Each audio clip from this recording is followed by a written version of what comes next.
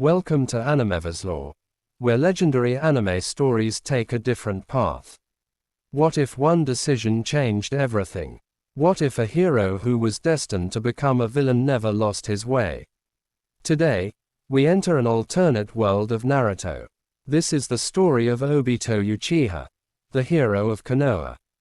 The boy who wanted to become Hokage. The Hidden Leaf village was peaceful. Children ran through the streets, shinobi moved from one building to another, and the Hokage monument stood proudly above the village. Among those children was a young Uchiha. His name was Obito Uchiha. Unlike the other members of the Uchiha clan, Obito was not considered a prodigy.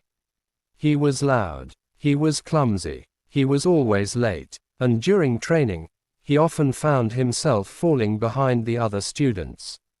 But there was one thing Obito possessed that nobody could take away from him. A dream. I'm going to become Hokage. Every time Obito said those words, the other children laughed. You, Hokage, an Uchiha who can't even activate his Sharingan properly. You're always late. Obito would simply tighten his goggles and smile. One day, you'll all see.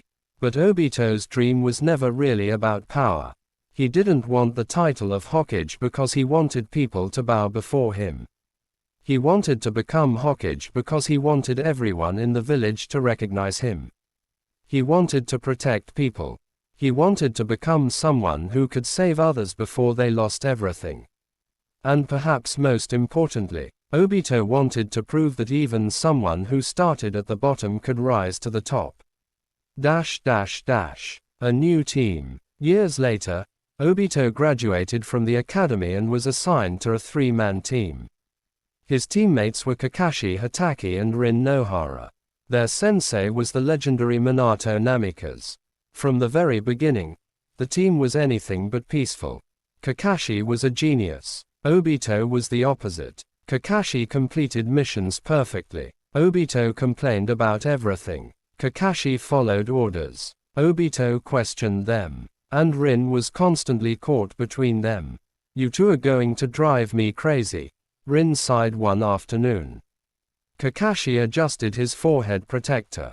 If Obito followed instructions, we wouldn't have a problem. Obito pointed angrily at him. If you weren't such a jerk, maybe I'd actually listen.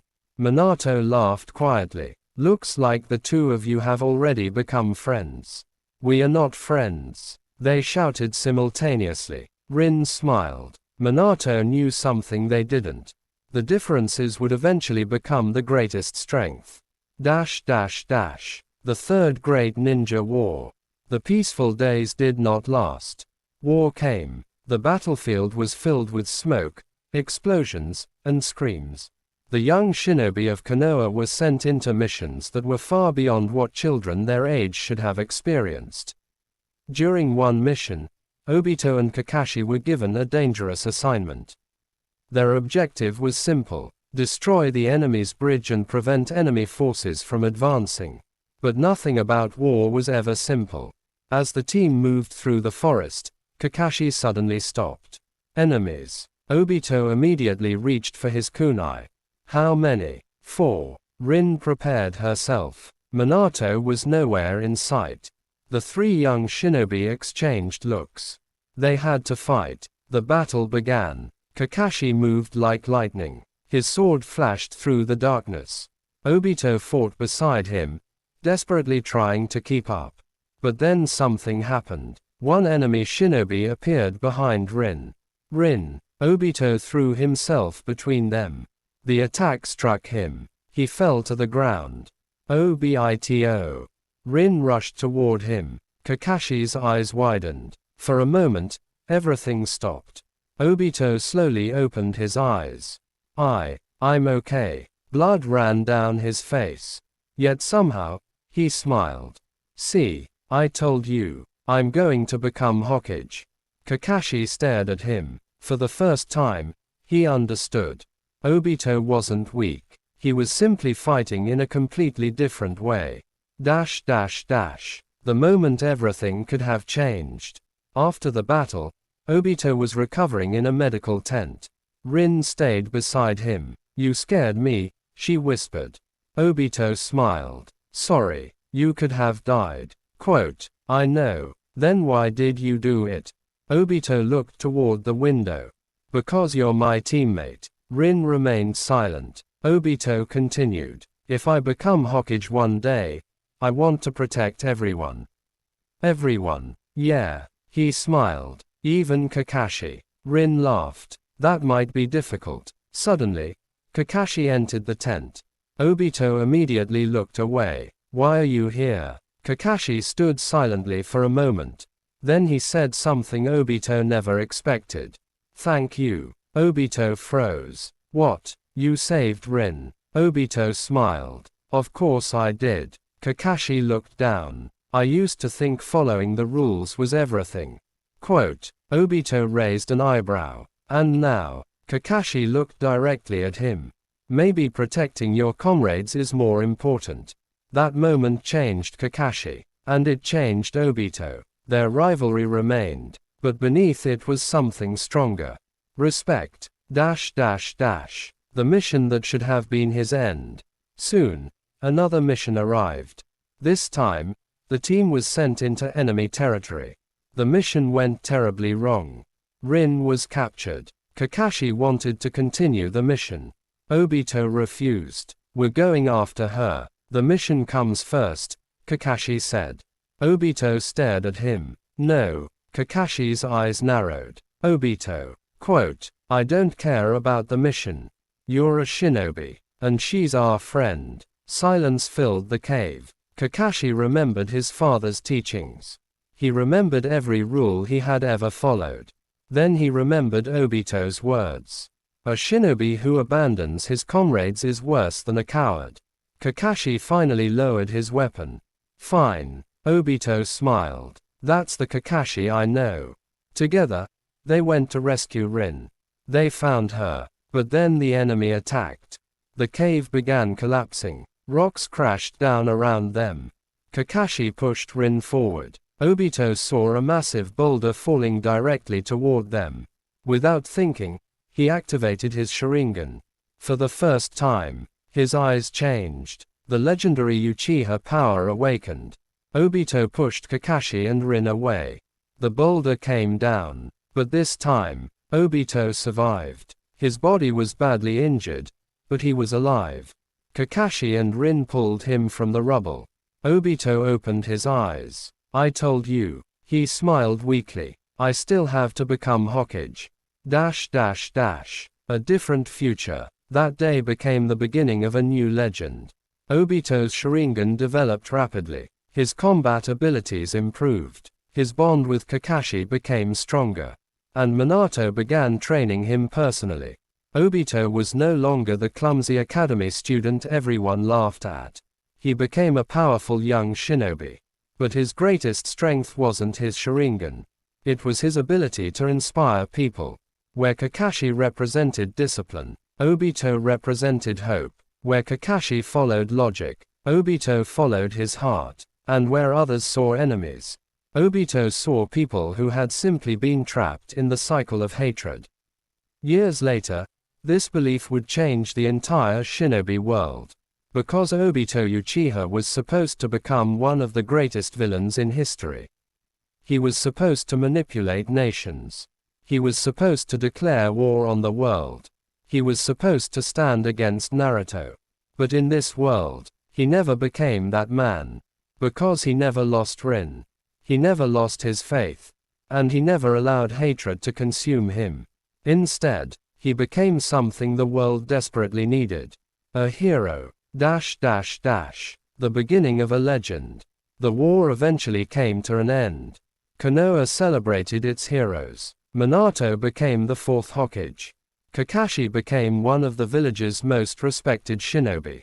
And Obito returned to Konoha wearing a different kind of smile. He looked toward the Hokage monument. Someday, his face would be carved there. He knew it. I'll become Hokage. Kakashi stood beside him. You're still dreaming about that. Obito grinned. I'm not dreaming. He looked toward the village. I'm making a promise. Rin smiled. Minato watched from a distance. None of them knew what the future held. They didn't know that a child named Naruto Uzumaki would soon be born. They didn't know that the Nine Tails would attack Konoha. They didn't know that the fate of the entire shinobi world would soon change. But there was one major difference. In this timeline, when darkness came for Konoha, Obito Uchiha would be standing against it, not as the masked man, not as the enemy, but as the hero. And when the Nine Tails appeared, the future of the entire shinobi world would change forever. The attack began without warning. The night sky above Konoha suddenly turned red. A terrifying roar shook the entire village, followed by the sound of buildings collapsing in the distance. People ran through the streets in panic. Shinobi rushed toward the village gates. And standing above the Hokage Tower, Minato Namikaze stared into the darkness with a serious expression. The Nine Tails. The beast had appeared. Its enormous body towered over the village, its eyes glowing with hatred as its tails smashed through buildings. Minato immediately understood the situation. This isn't a normal attack. The Nine Tails was being controlled. Somewhere in the darkness, another shinobi was responsible. But before Minato could investigate, a familiar voice came from behind him. Lord Fourth. Minato turned. Obito stood there wearing his battle gear. His Sharingan was already active. How bad is it? Obito asked. Minato looked toward the battlefield. Very bad. Then send me there. Quote. Minato hesitated. Obito, this isn't an ordinary mission. I know. The Nine Tails is one of the most dangerous creatures in existence. I know that too. Obito looked toward the village. That's exactly why I need to go. Quote. Minato remained silent. Obito continued. There are children down there. Families. People who can't defend themselves. His eyes became serious. If I'm really going to become Hokage someday, I can't stand here while they're suffering. Quote. Minato smiled slightly. You really haven't changed. Obito grinned. I'll take that as a compliment. A moment later, Obito disappeared. He appeared on a rooftop near the battlefield. The destruction was worse than he had imagined. The Nine Tails roared again. A massive claw came crashing toward a group of shinobi. Obito immediately jumped between them. Get out of here. The shinobi barely escaped as Obito blocked the attack with a powerful defensive technique. The ground beneath him cracked. His body was pushed backward. But he refused to fall. Is that all you've got? The Nine Tails roared. Obito activated his Sharingan completely. He could see its movements, its chakra, its attacks. But something was wrong. The beast wasn't acting on its own. Obito could sense another chakra signature controlling it. Someone was nearby. Someone extremely powerful. Obito looked toward the forest outside Konoha. So you're the one controlling it. A masked figure stood among the trees. The mysterious shinobi watched Obito silently. For a moment, their eyes met. Obito's Sharingan narrowed. The masked man seemed surprised. You. Obito couldn't hear him clearly from the distance. But he could feel something familiar. Not the man's identity. His hatred. The masked shinobi raised his hand. The Nine Tails immediately moved toward Obito. Obito jumped away just as a massive tail destroyed the building behind him. He landed on another rooftop. His breathing became heavier. He knew he couldn't defeat the Nine Tails through brute force. He needed a strategy. Then he remembered something Minato had taught him. A powerful enemy doesn't need to be stronger than you. You only need to understand how they fight. Obito closed his eyes for a moment. He listened. The Nine Tails roared. Its claws struck the ground. Its tails moved. Obito opened his eyes. He understood. The beast was following commands. That meant the controller had to maintain concentration. If Obito could interrupt that connection, even for a moment, Minato might be able to defeat the enemy. Obito turned toward the forest. Kakashi. Kakashi appeared beside him. What? I found the person controlling the 9 tails. Quote. Kakashi's expression changed. Where? Outside the village. Kakashi looked toward the forest. Then let's go. Obito nodded. But before they could move, the 9 tails attacked again. This time, an enormous ball of chakra began forming inside its mouth. A tailed beast bomb. Kakashi's eyes widened. That will destroy half the village. Obito looked toward the people below. He remembered his dream. He remembered why he had become a shinobi. He remembered every person who had ever laughed at him. And then he smiled. Then we stop it. Obito stepped forward. Kakashi grabbed his shoulder. Are you crazy? Probably. That attack could kill you. Obito looked at him. You're forgetting something. Quote. What? We're teammates. Kakashi stared at him. Then he smiled. You really are impossible. The 2 shinobi stood together. Obito activated his Sharingan. Kakashi prepared his technique. The tailed beast bomb was released.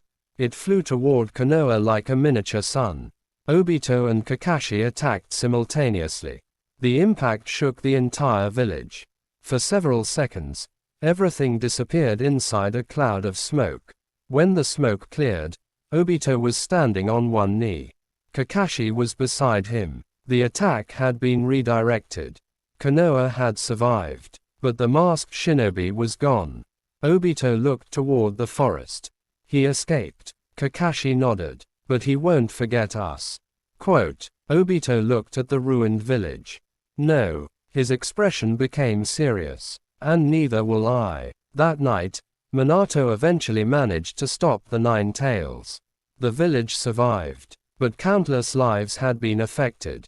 Obito walked through the damaged streets after the battle. He saw families searching for their homes. Children crying. Shinobi carrying injured villagers. The sight stayed with him. He had always wanted to become Hokage. But now he understood what that dream truly meant. Being Hokage wasn't about having your face carved into stone. It wasn't about being stronger than everyone else. It was about carrying the pain of an entire village on your shoulders. Obito looked toward the Hokage monument. I understand now. Kakashi stood behind him. Understand what? Obito looked at him. Why being Hokage is so difficult. Kakashi smiled. Still planning to become one. Quote. Obito turned toward the village. More than ever. Rin approached them. You two are still talking about becoming Hokage after everything that happened. Obito laughed. Someone has to protect this place. Quote. Rin smiled. You really haven't changed. Obito looked at the sunrise appearing over Konoha. But none of them noticed the figure watching the village from far away. The masked shinobi stood on a distant mountain. His eyes were fixed on Obito. So you survived. He clenched his fist. This world has changed. And for the first time, the mysterious enemy understood something. Obito Uchiha was not going to become his enemy because of hatred. He was going to become his enemy because of hope. The future had already begun to change. And somewhere within Konoha, a child who would one day carry the name Naruto Uzumaki had entered a world where Obito Uchiha was still alive, still believing in his dream, and still fighting for the village he loved. Years passed after the 9 Tails attack. Konoha slowly rebuilt itself. The broken buildings were repaired. The damaged streets were restored, and the people slowly returned to their normal lives. But the memory of that night never disappeared.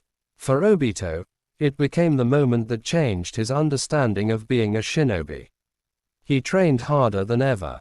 Every morning, before the sun rose, he was already outside the village training grounds. He practiced his Sharingan. He improved his fire techniques. He trained his speed. He fought against Kakashi until both of them could barely stand. And whenever Obito lost, he simply stood up and tried again. Kakashi noticed the change. You're getting stronger. Obito wiped the sweat from his forehead. That's because I'm going to become Hokage. Kakashi sighed. You say that every day. And I'll keep saying it until it happens. Quote, their rivalry had become famous throughout the village. Whenever Obito and Kakashi entered a training ground together, other shinobi would immediately move away. Nobody wanted to get caught between them. But behind their rivalry was something neither of them talked about. Trust. They knew that if one of them fell in battle, the other would be there. That bond became even stronger when Minato began assigning them more dangerous missions. Eventually, Obito became one of Konoha's most reliable young shinobi. His Sharingan had evolved significantly. He could now predict enemy movements with remarkable accuracy. His fire-style techniques had become powerful enough to destroy entire groups of enemies. But his greatest ability was something that couldn't be measured by chakra. He could bring people together. During missions, Obito always looked after the weakest member of the team. He refused to leave injured shinobi behind. He refused to abandon civilians. And he never accepted victory if it meant sacrificing innocent lives. Because of that, his reputation spread throughout the village. People began calling him something new. The hero of Konoha. Obito hated the name at first. I'm not a hero. A group of young academy students surrounded him. You saved 30 villagers. That makes you a hero. You're going to be Hokage. Quote, Obito scratched the back of his head. Maybe the last part is true. The children laughed. But one young boy remained silent. He watched Obito carefully. His name was Naruto Uzumaki. Naruto was still very young. He had grown up without knowing why many villagers avoided him. He only knew that people looked at him differently. Whenever he entered a shop, conversations stopped. Whenever he walked through the streets, adults whispered. Naruto didn't understand why, but he understood one thing. He hated being alone. One afternoon, Naruto was sitting alone near the academy. His hands were behind his head. He looked toward the Hokage monument. One day, I'll become Hokage. He said it loudly. A few students nearby laughed. You can't even pass the academy tests. Naruto's face became angry. I'll prove all of you wrong. Obito happened to be walking past. He stopped. He looked at Naruto. Then he smiled. That determination was familiar. It reminded him of himself. Obito walked toward the group. What's so funny? The students became quiet. They recognized him immediately. Obito Uchiha, the hero of Konoha, one of the village's most respected shinobi. The children quickly ran away. Naruto looked up at him. Why did you help me? Obito sat beside him. Because I've been there. Quote, Naruto looked confused. What do you mean? When people laughed at me. Obito smiled. When they told me I was too weak. When they said I would never become Hokage. Naruto's eyes widened. You wanted to become Hokage too. Quote, I still do. Naruto stared at him. You're really going to become Hokage? Obito laughed. That's the plan. Naruto suddenly smiled. Then I'll become Hokage too. Obito looked at him. Really? Quote, yeah. Then we have a problem. Naruto frowned. What? There's only one Hokage. Naruto's eyes widened. Then I'll beat you. Obito burst out laughing. You've got courage. Naruto crossed his arms. I'm serious. I know. Obito stood up. Then become strong enough to prove it. Naruto looked at him. How? Obito pointed toward the academy. Start by passing your exams. Naruto's expression immediately changed. That sounds difficult. Obito laughed. Being Hokage is difficult too. From that day forward, something changed. Naruto had found someone who believed in him. And Obito had found a student who reminded him why he had chosen the path of a shinobi. He began secretly helping Naruto with basic training. Nothing advanced. Just discipline. Running. Target practice. Kunai throwing. Chakra control. Naruto was terrible at almost everything. But he never gave up. Whenever Naruto failed, he got angry. Whenever he fell, He stood up. Whenever someone told him he couldn't do something, he tried even harder. Obito recognized that determination immediately. You remind me of myself. Quote, Naruto smiled. Then I'm definitely going to become Hokage. Obito smiled back. Maybe you will. But neither of them knew how important that simple meeting would become. Because Naruto wasn't simply going to become another shinobi. He was going to become the person who would eventually unite the entire shinobi world. And Obito would be the one who helped him take his first step. Years later, the academy graduation ceremony arrived. Naruto stood among the students, nervous but excited. He had failed the graduation test. Again. But this time, something was different. Someone believed in him. Obito stood outside the academy building, watching from a distance. Kakashi approached him. You've been following that kid for years. Obito smiled. He has potential. He failed the graduation exam. So did I, in my own way. Kakashi looked at him. You really see yourself in him? Quote, Obito nodded. He doesn't know it yet, but he has something special. What? Obito looked toward Naruto. The ability to change people's hearts. Kakashi remained silent. Obito continued. That's more powerful than any jutsu. Quote, Kakashi looked at Naruto again. Maybe Obito was right. Maybe there was something different about that boy. Something impossible to explain. Meanwhile, Naruto sat alone in the academy classroom. He looked at the graduation certificate he had failed to earn. His fists tightened. I won't give up. Outside, Obito watched him. He smiled. The boy who once dreamed of becoming Hokage had now found another boy with the exact same dream. But this time, Obito wasn't alone. He had someone to guide, someone to protect, and someone who might one day surpass him. The future of Konoha was beginning to take shape. And the greatest change was yet to come. The morning sun rose over Konoha as Naruto stood outside the academy with determination in his eyes. He had failed the graduation exam once again.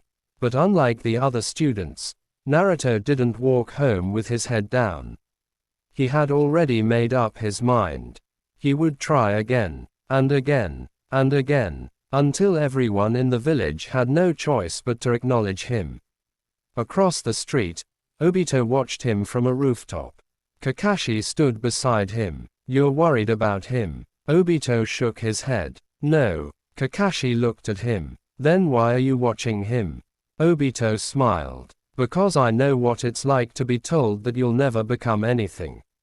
Quote, Kakashi remained silent. Obito continued. The difference is that Naruto doesn't have anyone waiting for him at home. That sentence changed the atmosphere. Kakashi looked toward Naruto. The boy was sitting alone on a bench. For a moment, Kakashi remembered his own childhood. He understood why Obito cared so much. That evening, Naruto returned to the academy. The classroom was empty. He sat at his desk and stared at the chalkboard. His teacher had already gone home. Naruto clenched his fists. I'll pass next time. A voice came from behind him. Then start training. Naruto turned around. Obito stood at the doorway. Naruto's eyes immediately brightened. You came. Obito walked inside. You said you wanted to become Hokage. I do. Then I'll teach you something. Naruto jumped from his seat. What? First lesson. Obito placed a small kunai on the desk. Don't try to become strong overnight. Naruto looked confused. What? Strength doesn't come from one great moment. It comes from thousands of small improvements. Obito pointed toward the training ground. Tomorrow morning. Sunrise. Naruto nodded immediately. I'll be there. Obito smiled. We'll see. The next morning, Obito arrived at the training ground before sunrise. Naruto was already waiting. Obito was surprised. You actually came. Naruto crossed his arms. I told you I would. Obito smiled. Good. He began Naruto's training with the basics. Running. balance, kunai throwing, target practice, chakra control. Naruto struggled with almost everything. His kunai missed the target. His chakra control was terrible. He fell while practicing balance. After an hour, Naruto collapsed onto the grass.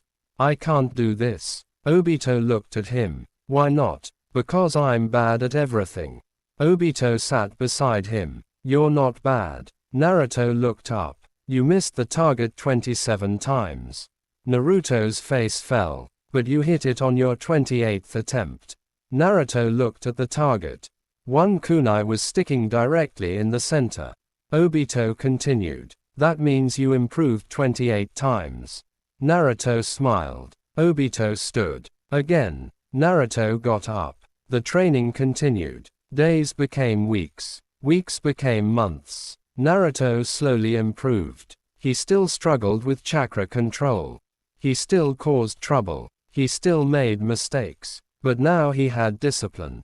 And whenever Naruto felt like giving up, Obito reminded him of something.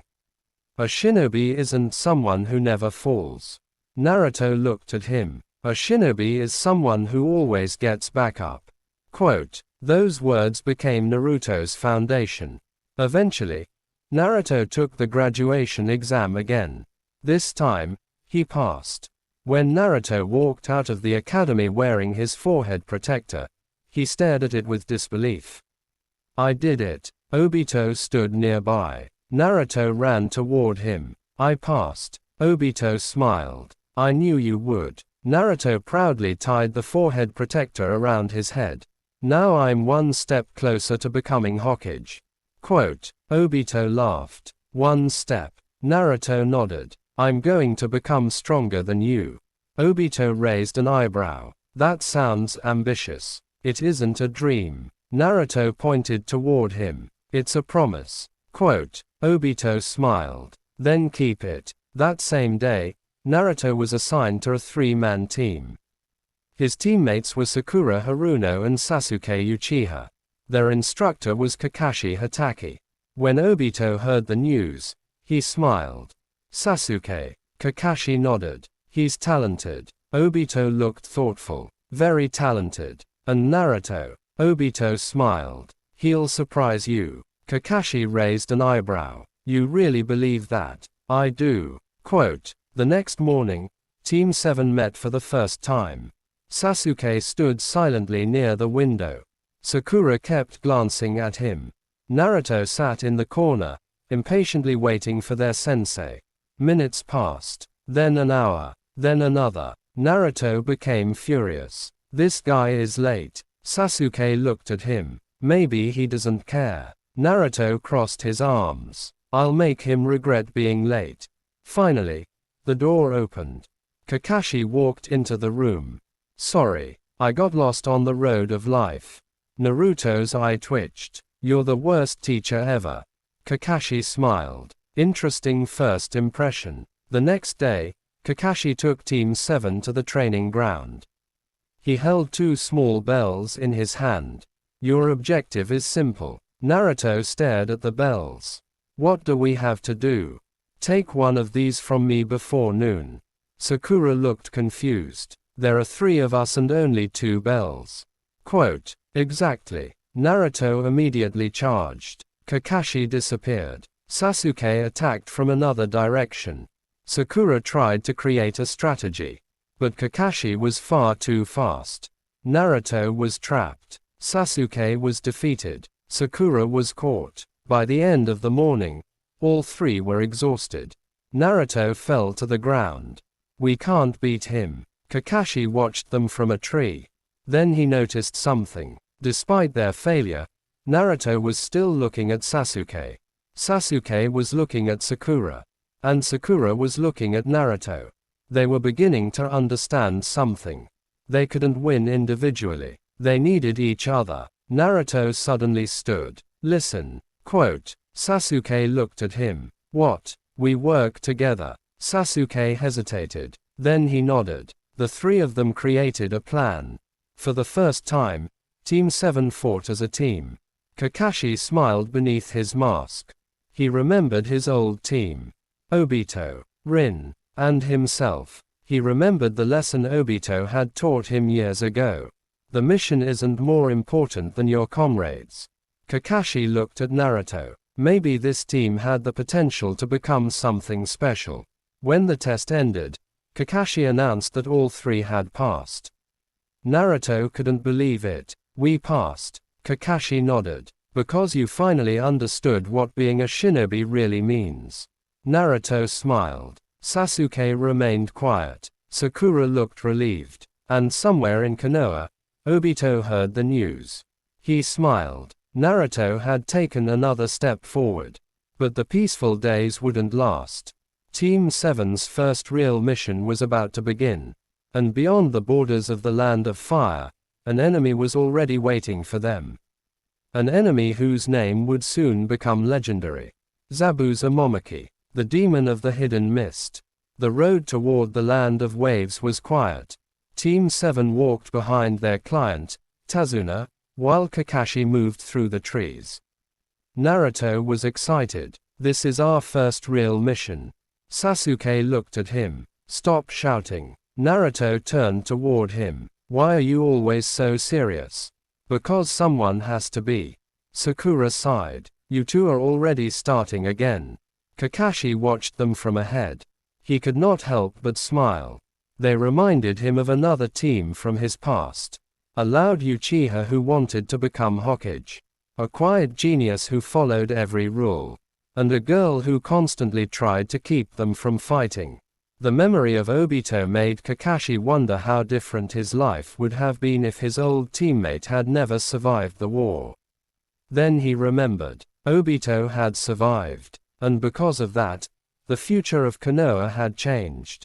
Suddenly, Kakashi stopped. Everyone became silent. What is it? Sakura asked. Kakashi looked at the road. Something isn't right. Naruto looked around. I don't see anything. That is the problem. Kakashi's hand moved toward his kunai pouch. A moment later, two chains shot from the bushes. Kakashi jumped. The chains wrapped around him. Naruto's eyes widened. Kakashi-sensei. The attackers pulled the chains apart. Kakashi's body was torn into pieces. Blood splashed across the road. Naruto froze. Sasuke immediately stepped forward. It's a trap. The two enemy shinobi attacked. Sasuke moved first. Naruto followed. Together, they managed to defeat the attackers. But Naruto had frozen during the battle. One of the enemy shinobi had nearly stabbed him. Sasuke had saved him. After the fight, Naruto looked down at his trembling hand. I froze. Sasuke looked at him. You were scared. Naruto clenched his fist. I won't freeze again. Sasuke walked away. Then prove it. Kakashi suddenly appeared from behind them. Not bad. Naruto jumped. You're alive. Kakashi smiled. I was never dead. Naruto became furious. You could have warned us. If I had, you wouldn't have learned anything. Quote. Kakashi looked toward Naruto. You hesitated because you were afraid.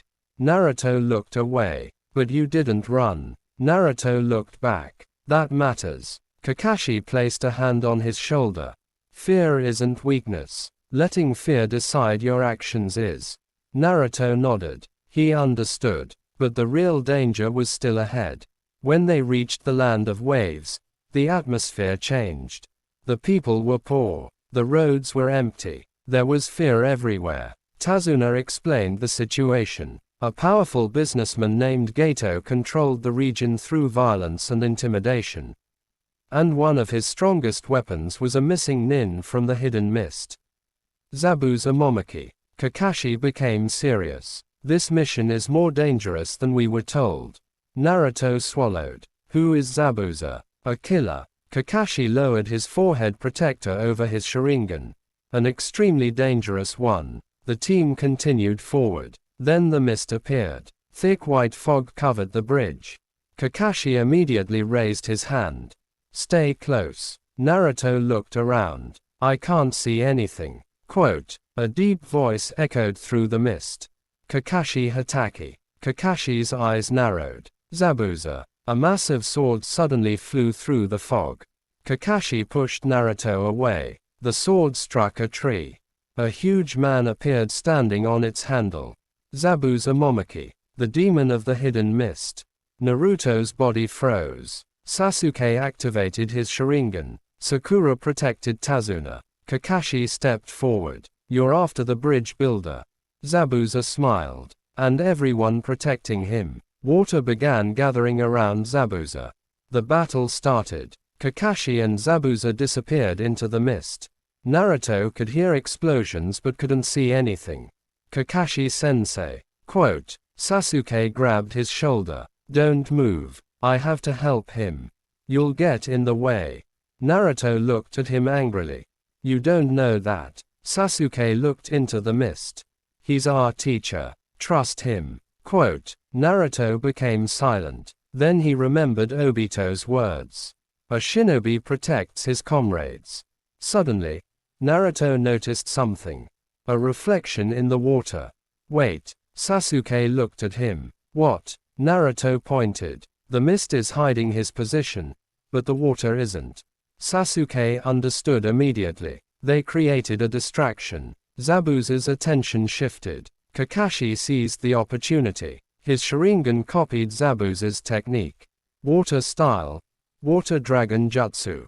Zabuza's eyes widened. You copied my jutsu. Kakashi attacked. The two techniques collided. The bridge shook. For a moment, it seemed like Konoha had won. Then another figure appeared. A masked shinobi stood behind Zabuza. A needle struck Zabuza. He collapsed. The masked shinobi calmly announced that Zabuza was dead. Naruto stared. Something about the masked shinobi felt strange. The enemy carried no hatred in his voice. No bloodlust. Only sadness. The masked shinobi carried Zabuza away. Kakashi watched carefully. I don't believe he's dead.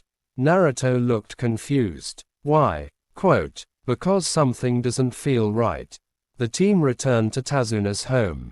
Kakashi was badly injured. Naruto sat outside, thinking about the battle. He remembered Zabuza. Then he remembered the masked shinobi. That night, Naruto couldn't sleep. He went outside. A figure was standing on a nearby rooftop. Naruto immediately reached for a kunai. Who are you? The figure turned. It was Obito. Naruto relaxed. Sensei. Obito smiled. You look troubled. Naruto told him everything. The battle. Zabuza. The masked shinobi. Obito listened carefully. Then he asked one question. What did you feel when you saw that masked shinobi? Quote. Naruto thought about it. Sadness. Obito's expression changed. Then don't forget that. Naruto looked at him. Why? Because sometimes the person standing against you isn't your true enemy. Naruto remained silent. Obito looked toward the bridge. The shinobi world is full of people who were forced into darkness. Naruto asked quietly. Can they come back? Obito smiled. If someone reaches out their hand. Quote. Naruto looked at his own hand.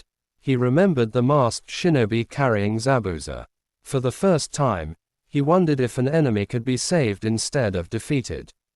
The next morning, Team 7 returned to the bridge. The mist appeared again, but this time, Zabuza was alive. And the masked shinobi stood beside him. The battle resumed. Naruto and Sasuke fought together. Their teamwork improved rapidly. Sasuke protected Naruto. Naruto created openings for Sasuke. Sakura protected Tazuna. Kakashi confronted Zabuza. The battle became more intense with every passing second. Then the masked shinobi trapped Sasuke. Naruto saw it happen. Sasuke. He charged forward. The masked shinobi attacked. Naruto barely dodged. For a moment, their eyes met. Naruto noticed tears beneath the mask. He froze. You don't want to kill us. The masked shinobi said nothing. Naruto lowered his kunai. Then why are you fighting? The masked shinobi's hands trembled.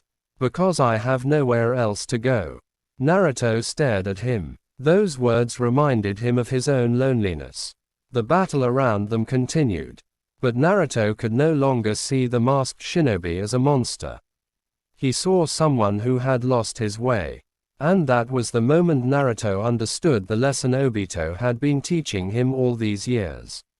Sometimes the strongest victory isn't defeating your enemy. Sometimes it is giving them a reason to stop fighting. Naruto stepped forward. I don't know who you are. The masked shinobi looked at him. But I know you're not evil. For the first time, the masked shinobi's expression broke. And somewhere far away, Obito watched the events unfold. He smiled. Naruto was beginning to understand the true meaning of being a hero. Not through strength, not through power, but through compassion. And that lesson would eventually change the entire shinobi world. The masked shinobi stood completely still. Naruto's words had reached somewhere no attack ever could. You're not evil. The masked shinobi looked down. For years, he had been told that strength was everything. That weakness meant losing the people you loved. That the only way to survive was to become stronger than everyone around you. But Naruto had looked at him and seen something different. A person, not a weapon, not an enemy. A person. Zabuza noticed the hesitation. Haku. The masked shinobi turned toward him. Zabuza's voice was cold. Don't listen to him. Haku lowered his head. I know. Naruto stepped forward. You don't have to keep doing this. Zabuza suddenly attacked. Kakashi blocked the strike. The bridge erupted into another battle. Zabuza and Kakashi disappeared into the mist. Haku moved toward Naruto. Naruto prepared himself. But Haku did not attack. Instead, he whispered, "Why?" Naruto looked at him. "Why what? Why are you trying to save me?" Quote. Naruto smiled. "Because someone once saved me." Haku stared at him. "Who?" "Someone who believed in me when nobody else did." Naruto thought about Obito. "He taught me that being strong isn't just about defeating people." Quote. Haku's eyes began to water. Naruto continued. "It's about protecting people." Haku looked toward Zabuza. "But I have nothing else." Naruto shook his head. "You have a choice." That sentence echoed through Haku's mind. A choice. Something he hadn't believed he had for a very long time. Suddenly, Zabuza shouted from inside the mist. "Haku!" Haku looked toward him. Zabuza was surrounded by Kakashi's water clones. Kakashi was preparing his final attack. Haku's expression changed. Without thinking, he moved. He appeared between Kakashi and Zabuza. Kakashi's attack stopped just before hitting him. Everyone froze. Haku stood there with his arms spread. "Stop." Zabuza stared at him. "Haku." Haku turned toward his master. "I can't keep doing this." Zabuza's eyes narrowed. "You're betraying me." "No." Haku shook his head. "I am choosing my own path." For the first time in years, Zabuza had no answer. Haku turned toward Naruto. "Thank you." Naruto smiled. "You're welcome." The battle was over. Gato's men arrived on the bridge. Hundreds of mercenaries surrounded everyone. Gato stepped forward laughing. "You actually thought you could defeat me." Zabuza looked at him. "You used me." Gato laughed. "Of course I did." Zabuza's expression became terrifying. "You're nothing but a tool." Gato looked surprised. "What did you say?" Zabuza slowly picked up his massive sword. "I've spent my entire life being called a monster." He looked at Haku. "But I finally understand something." Quote. Haku looked at him. Zabuza continued. "Even monsters can care about someone." Gato stepped backward. "Kill them." The mercenaries charged. But before they could reach Zabuza, Naruto stepped forward. Sasuke joined him. Sakura stood beside them. Kakashi moved forward as well. Haku looked at them. Then he smiled. The battle against Gato's army began. Kunai flew through the air. Fire techniques exploded across the bridge. The mercenaries were overwhelmed. Konoha's shinobi fought with precision. Zabuza fought with rage. Haku moved beside Naruto and Sasuke. For the first time, they weren't enemies. They were fighting together. Gato tried to escape. Zabuza blocked his path. Where do you think you're going? Gato trembled. You can't kill me. Zabuza raised his sword. You're right. He looked toward Haku. I won't become what you made me. Quote. Gato's expression changed. Zabuza lowered his sword. Leave. Gato ran. But he never made it far. The people of the Land of Waves had finally found their courage. The bridge workers, villagers, and civilians surrounded him. Gato realized something terrifying. The people he had controlled for years were no longer afraid. The bridge had given them hope. And hope was stronger than fear. Gato was arrested. The battle was over. The Land of Waves was finally free. Later that evening, everyone gathered near the bridge. Tazuna looked at Naruto. You changed everything. Naruto shook his head. We all did. Haku stood nearby. Zabuza was sitting quietly. Kakashi approached them. You two can't stay here. Zabuza looked at him. I know. Haku asked. Where will we go? Kakashi thought for a moment. You could remain here and help rebuild. Quote. Tazuna immediately nodded. We would welcome you. Zabuza looked surprised. After everything I did. Tazuna smiled. The village has suffered enough because of hatred. He looked toward the bridge. We don't want to continue that cycle. Zabuza remained silent. Then he nodded. For the first time, he accepted a second chance. Before Team 7 left, Haku approached Naruto. I'll never forget what you said. Quote. Naruto smiled. Then remember it. Haku nodded. You really will become Hokage someday. Naruto laughed. Of course. As Team 7 began their journey home, Kakashi walked beside Naruto. You handled yourself well. Quote. Naruto looked surprised. Really? Yes. Naruto smiled proudly. I learned from Obito. Kakashi laughed. Of course you did. Meanwhile, back in Konoha, Obito stood before the Hokage. Minato had heard everything. You're proud of him. Obito nodded. He's going to change the world. Minato smiled. You believe that? I know it. Minato looked toward the village. You sound very confident. Obito's expression became serious. Because I've seen what happens when people lose hope. He remembered the war, the Nine Tails attack, all the people who had suffered. I don't want Naruto to become another weapon of this world. Minato looked at him carefully. Then what do you want him to become? Obito smiled. Someone who can break the cycle. Years later, that conversation would become one of the most important moments in the history of the shinobi world. Because Naruto wasn't the only one changing.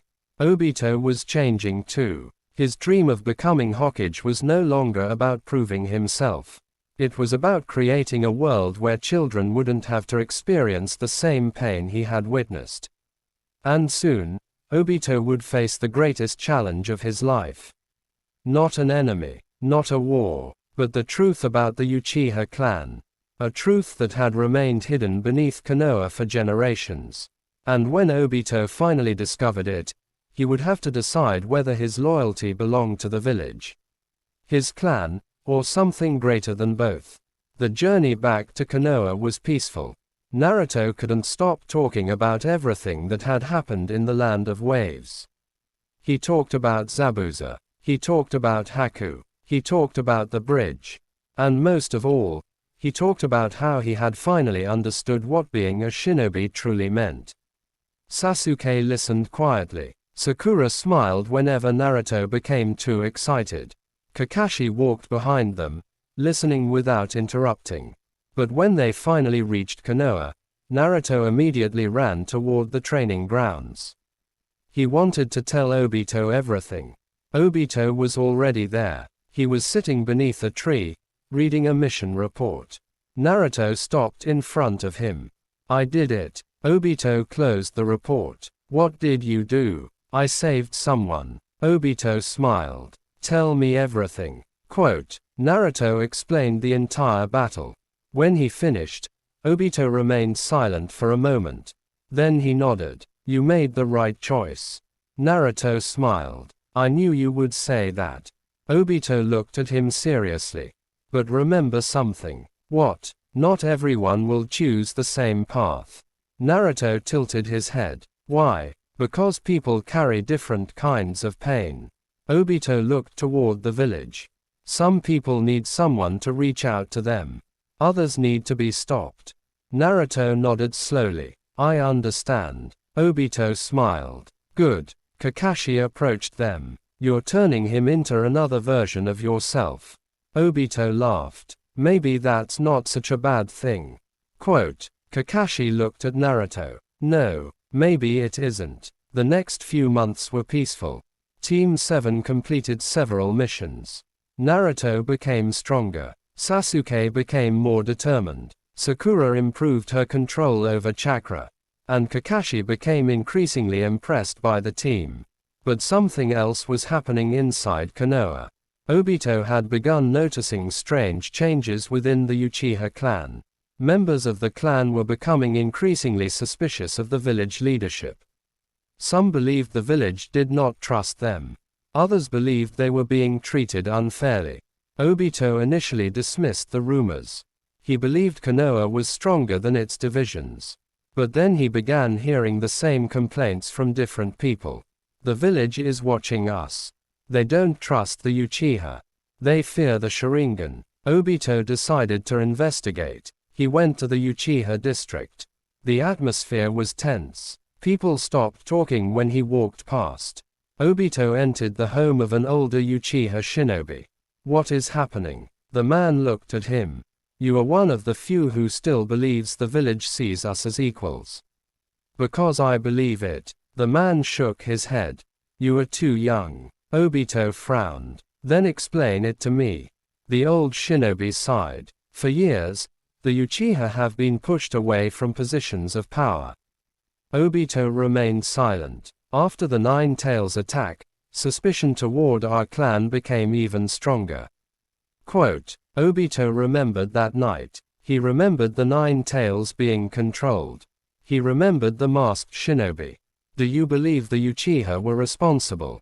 The old man looked at him. Many in the village do. Quote, Obito's expression darkened. That isn't fair. Fairness has never been the foundation of the shinobi world.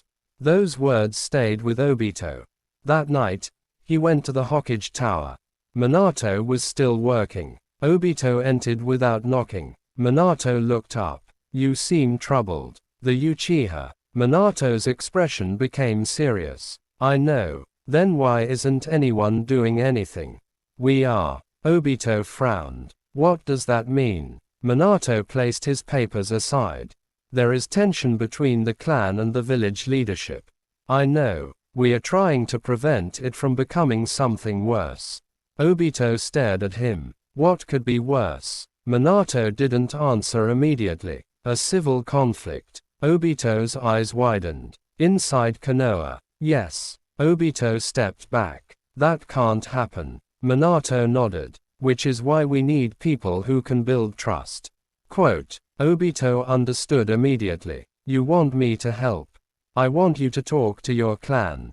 Obito looked surprised. Why me? Because you have something most people don't. What? You still believe both sides can understand each other. Quote, Obito looked toward the window. The village lights were visible in the distance. I'll try. Minato smiled. I knew you would. Obito spent the following weeks speaking with both sides. He talked to Uchiha elders. He talked to village shinobi. He spoke with civilians. He even spoke with members of the police force. Slowly, he discovered something disturbing. The problem wasn't simply hatred. It was fear. The village feared the Uchiha. The Uchiha feared the village. And fear was creating more fear. Obito realized something. This was the same cycle he had seen on the battlefield. One side became afraid. That fear created suspicion. Suspicion created hatred. Hatred created violence. And violence created more fear. He refused to let it continue. One evening, Obito gathered several young Uchiha shinobi. We have to stop this. One of them laughed. You think talking will solve everything? No. Obito looked directly at him. But war won't solve it either. Another Uchiha spoke. The village will never trust us. Obito shook his head. Then we'll give them a reason. How? By becoming the bridge between the village and the clan. The room became silent. Obito continued. We've spent generations protecting Konoha. Then let us show Konoha that the Uchiha are not its enemies. Quote, one young shinobi looked at him. And if the village refuses? Obito's expression became firm. Then I'll keep trying. That answer surprised everyone. Obito wasn't choosing the village over the Uchiha. He wasn't choosing the Uchiha over the village. He was choosing peace. But there was someone watching all of this from the shadows. An elderly man sat alone in a dark room. His name was Danzo Shimura. He had watched Obito's actions carefully. And he didn't trust him. To place so much faith in an Uchiha is dangerous. One of his advisors asked, should we stop him? Danzo looked toward the darkness.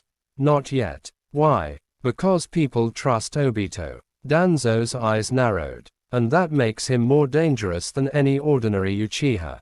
Meanwhile, Obito continued his efforts.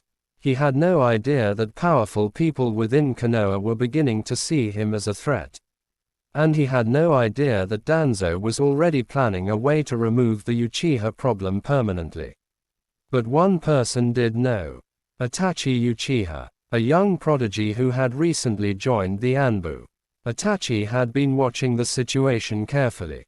He approached Obito one evening. You're trying to stop a war. Obito looked at him. Yes. Itachi remained silent. You think I'm wrong? No. Itachi looked toward the village. I think you're the only person who might be able to stop it. Quote, Obito smiled. Then help me. Itachi looked at him. I will. The two Uchiha stood together beneath the night sky. Neither knew how important their alliance would become. Because in this timeline, Itachi would not be forced to choose between his clan and his village alone. He had Obito beside him. A man who had already chosen a different path. A man who believed that peace was possible. And if Obito succeeded, one of the darkest tragedies in Konoha's history might never happen. But Danzo was already making his move. And this time, Obito would not allow the shadows to decide the future of Konoha. The meeting between Obito and Itachi continued late into the night. Itachi remained calm. But Obito could see the concern in his eyes. You know something? Obito said. Itachi looked at him. About Danzo. Obito's expression became serious. How much? Enough to know that he doesn't believe peace is possible. Obito looked toward the Hokage Tower. Then we'll prove him wrong. Itachi nodded. But there is another problem. What? The Uchiha themselves. Obito understood. Some members of the clan were becoming impatient. They wanted action. They wanted the village leadership to acknowledge their strength. Some had even begun discussing a coup. Obito refused to let that happen. The next day, he entered the Uchiha district and called a meeting. Hundreds of clan members gathered. Obito stood before them. I know what many of you are thinking. An older Uchiha interrupted. Then say it. You want the village to respect us. The crowd became silent. You want justice. Several people nodded. You want the Uchiha to have a voice in the future of Konoha. This time, everyone listened. Obito took a breath. I want those things too. The crowd was surprised. But there is one thing I will never accept. What? A war between the Uchiha and Konoha. Several voices rose immediately. They have already declared war on us. They have been watching us for years. Quote, we cannot trust them. Obito raised his voice. And if we attack first, what happens? The crowd became quiet. They will fear us even more. He continued. They will attack us. We will defend ourselves. Quote, more people will die. And their children will grow up hating our children. Obito looked around the room. Then our children will hate theirs. His voice became quieter. and the cycle will continue forever. Quote, no one spoke. Obito lowered his head. I've seen this cycle on battlefields. I've watched children lose their parents. I've watched shinobi kill each other because they were born on opposite sides. Quote, I refuse to bring that same nightmare into Konoha. An elderly Uchiha stepped forward. And what do you suggest? Obito looked directly at him. Negotiation. The man laughed. You think the village leadership will listen? Quote, they will if enough people demand peace. And if they don't, Obito's Sharingan activated, then I'll stand between both sides until they do. The room fell silent. Itachi watched from the back. For the first time, he understood why people followed Obito. It wasn't because Obito was the strongest Uchiha. It was because he was willing to stand in the middle when everyone else wanted to choose a side. Meanwhile, Danzo received the news. He was furious. Obito is gaining influence. One of his advisors nodded. And Itachi is supporting him. Danzo looked toward the shadows. This cannot continue. Quote, should we eliminate them? Danzo shook his head. Not yet. He had another plan. A political one. If Obito could not be defeated through force, he would be isolated. Danzo began spreading rumors. The rumors claimed that Obito wanted the Uchiha to control Konoha. Some claimed he was secretly planning a coup. Others claimed he was manipulating the Hokage. The rumors spread quickly. Even some villagers began to doubt him. Obito noticed. One evening, Naruto approached him. You look angry. Obito smiled. Do I? Yes. Naruto sat beside him. What happened? People are saying things about me. What things? That I want power. Quote, Naruto frowned. But you don't. Obito looked at him. How do you know? Because I've seen you. Naruto smiled. You don't care about being powerful. Obito laughed. You're smarter than you look. Quote, Naruto became annoyed. Hey. Obito laughed again. Then his expression became serious. Never judge someone by what other people say about them. Naruto nodded. I won't. Judge them by what they do. Quote, Naruto looked toward the Hokage monument. I'll remember that. The following weeks became increasingly tense. The Uchiha leadership demanded negotiations. The village council resisted. Danzo pushed for stronger surveillance. Minato tried to keep both sides talking. Obito continued moving between them. Then one night, everything changed. Obito was returning from a mission when he sensed someone following him. He stopped. Come out. No answer. His Sharingan activated. A group of masked shinobi appeared. Root. Obito immediately recognized them. You're working for Danzo. The Root shinobi attacked. Obito defended himself. The fight was brutal. These weren't ordinary shinobi. They had been trained to kill without hesitation. Obito defeated one, then another, but there were too many. A blade struck his shoulder. Obito stepped backward. His Sharingan tracked the next attack. He dodged. Then he heard a familiar voice. Enough. Itachi appeared. The Root shinobi stopped. Itachi's eyes became cold. If you attack him again, you'll answer to me. Quote, the Root shinobi retreated. Obito looked at Itachi. You followed me. I suspected something like this would happen. Obito looked at his wounded shoulder. So Danzo has decided to move. Itachi nodded. This is only the beginning. Obito looked toward the darkness. Then we need to act faster. The next morning, Obito went directly to Minato. Danzo attacked me. Minato's expression changed. What? Quote, Root. Minato stood immediately. I'll deal with him. Obito shook his head. No. Minato looked at him. This isn't only about me anymore. Obito placed a document on the desk. These are records of Root activity around the Uchiha district. Quote, Minato read them carefully. His expression became darker. Where did you get these? Itachi. Minato looked up. You two are working together. Yes. Minato sighed. You understand what this means? Quote, Obito nodded. Danzo is trying to create the very conflict we're trying to prevent. Minato closed the document. I'll confront him. Obito looked toward the village. Do it before it's too late. Quote, that afternoon, Minato confronted Danzo. You attacked Obito. Danzo remained calm. He is becoming dangerous. He is preventing a civil war. He is gathering the Uchiha around himself.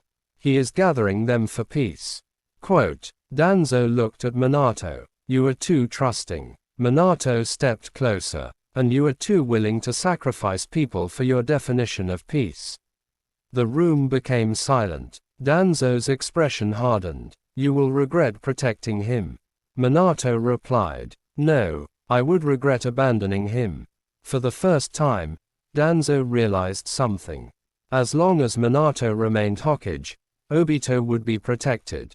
So Danzo needed another strategy. He needed to remove Minato's strongest allies. And there was one person he could manipulate. An Uchiha who was already struggling with doubt.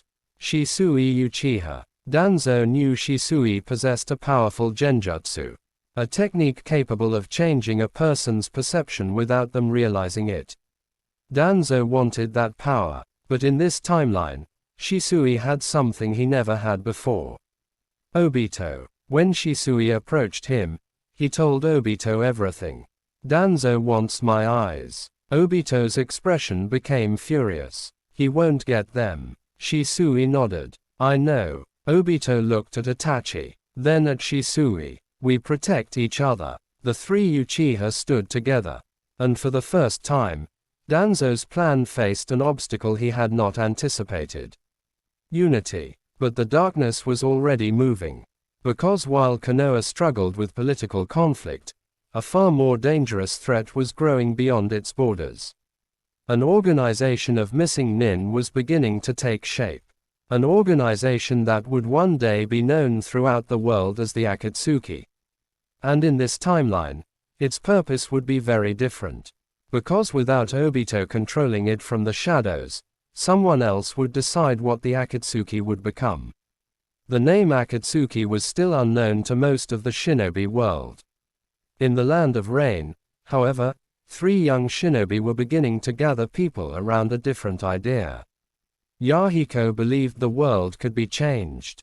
Conan believed people could live without constantly fearing war.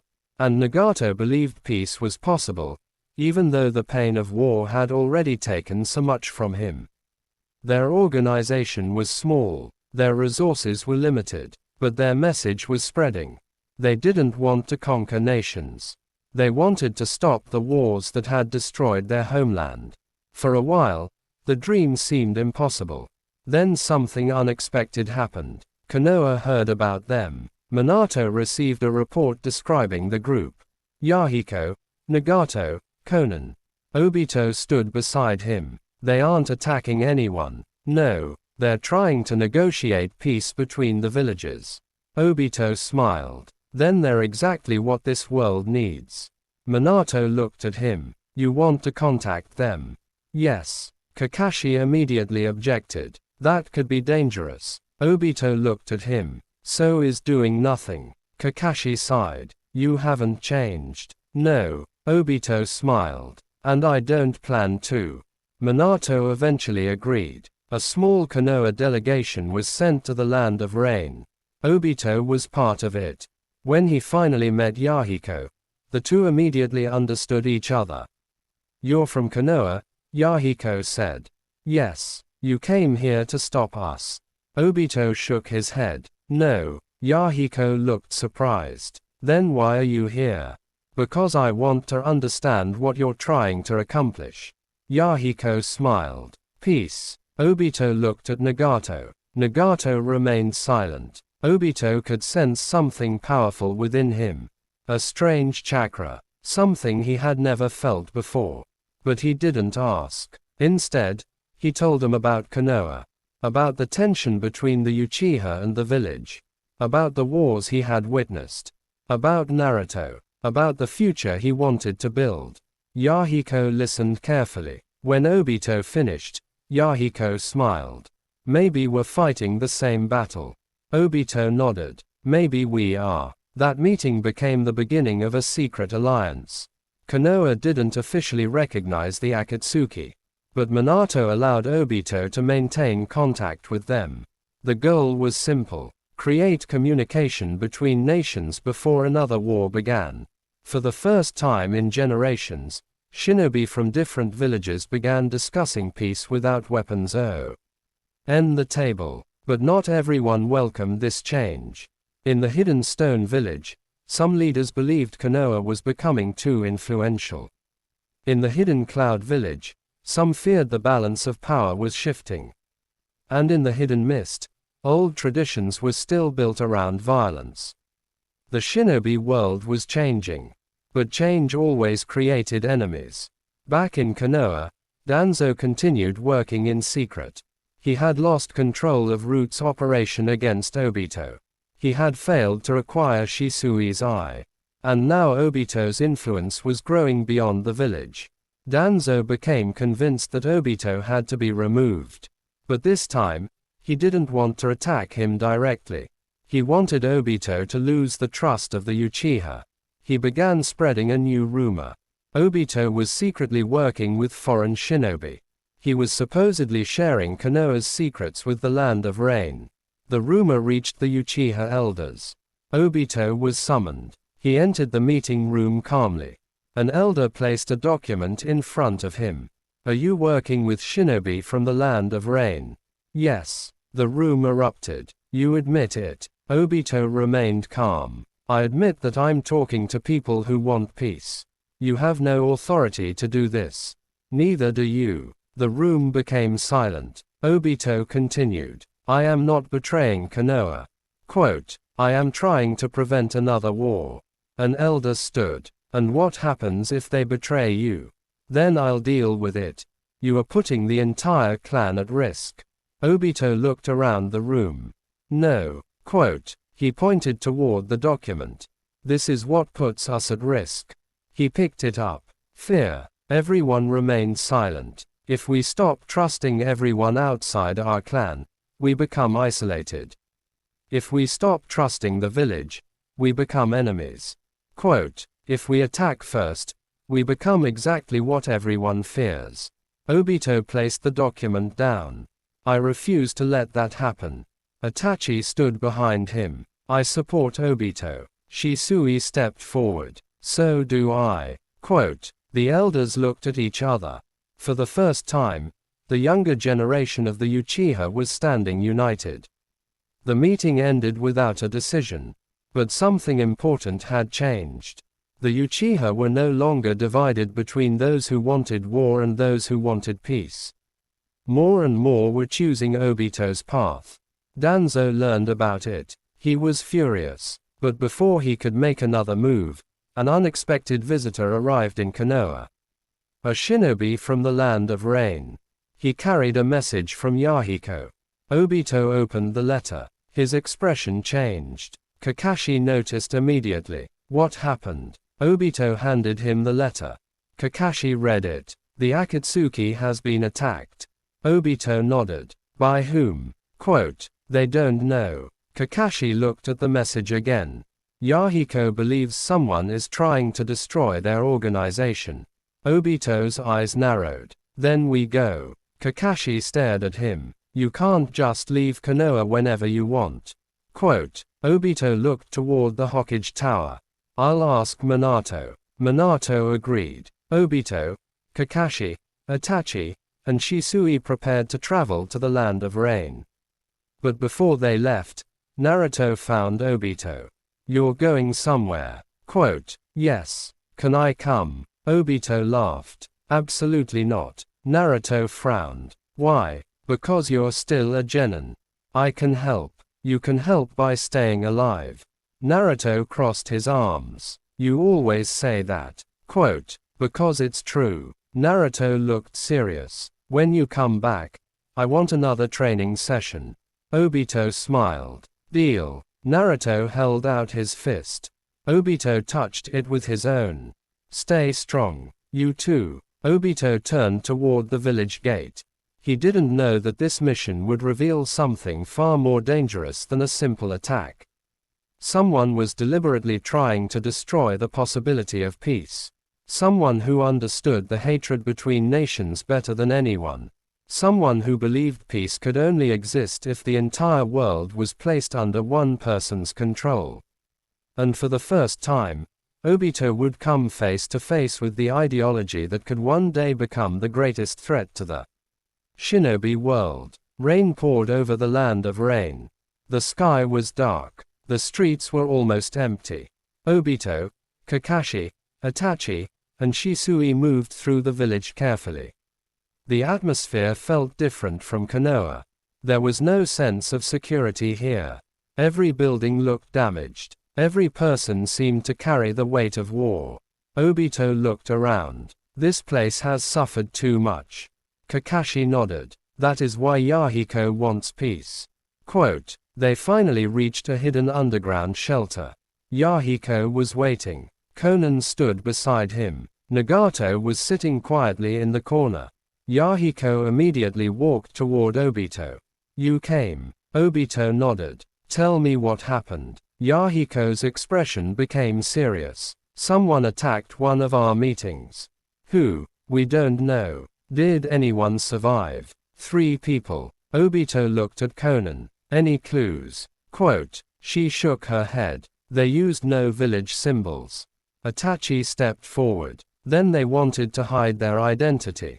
Nagato suddenly spoke. They weren't trying to kill everyone. Everyone looked at him. They were looking for something. Obito asked. What? Nagato looked toward the ground.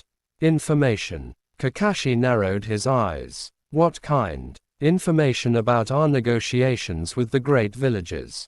Quote, Obito immediately understood. Someone doesn't want peace. Yahiko nodded. That's what we believe. Obito looked around the room. Then we find them before they strike again. The investigation began. Itachi examined the remains of the destroyed meeting place. Shisui searched for chakra traces. Kakashi questioned witnesses. Obito spoke with Yahiko. After several hours, they discovered something. The attackers had used a strange type of chakra suppression technique. It wasn't common among ordinary missing nin. It was advanced, military level. Kakashi studied the evidence. These people have training. Quote, Obito looked at him. From a village? Possibly. Itachi shook his head. Or someone who has access to village-level techniques. Suddenly, Shisui appeared. I found something. Everyone turned toward him. He held a small metal fragment.